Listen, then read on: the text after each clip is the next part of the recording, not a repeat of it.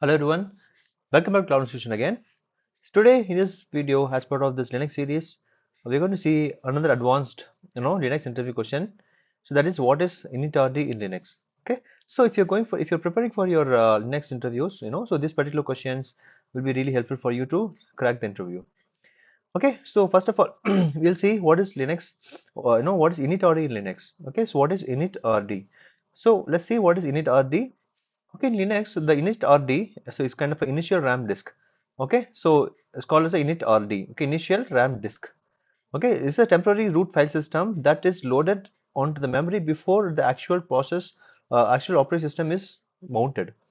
Okay, it serves the bridge during the boot process, allowing the system to load necessary modules on the and drivers before the accessing the main file system on the hard drive. So what happens is that whenever the Linux operating system has been getting booted, okay, so now, so before, all the process will be mounted onto the drive. Okay, so let's say, for example, if you wanted to write down this particular thing. Okay, I'm going to write down this um,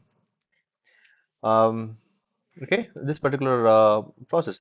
So for example, so let's say, for example, this is Linux OS. Okay, so whenever the Linux is getting booted, okay, so Linux is getting booted, so the first process is that it should be going into the you know the the booting options, which is kind of a it's loaded the initrd image. Okay, so before the kernel has been loaded, so let's say, for example, this is the kernel.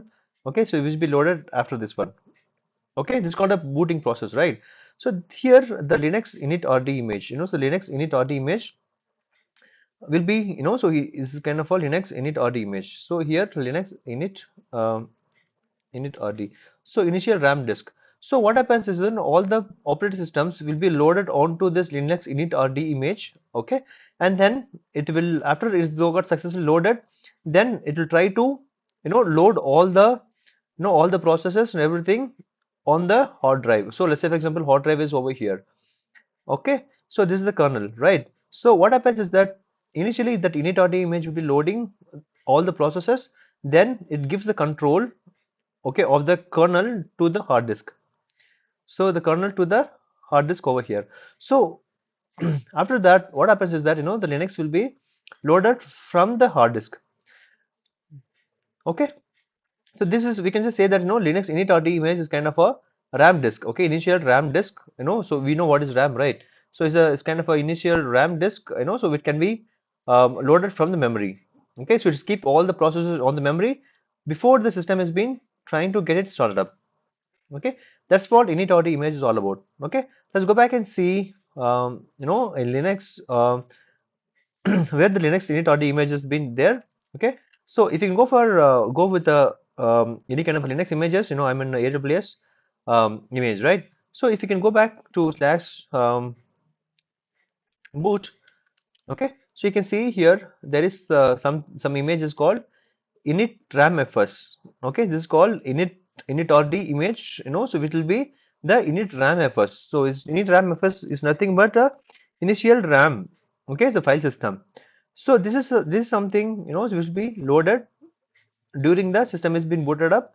All the processes will be loaded on this init then and then that kernel will be loaded into the hard disks. Okay, that's for something which you should be understanding about. So init which is that init or init both are same. Okay, so this has been located under slash boot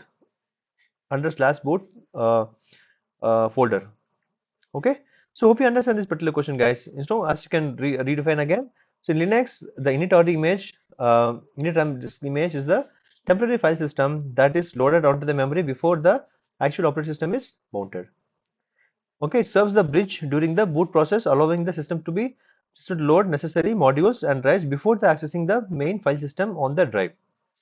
Okay, so you should be answering in this way.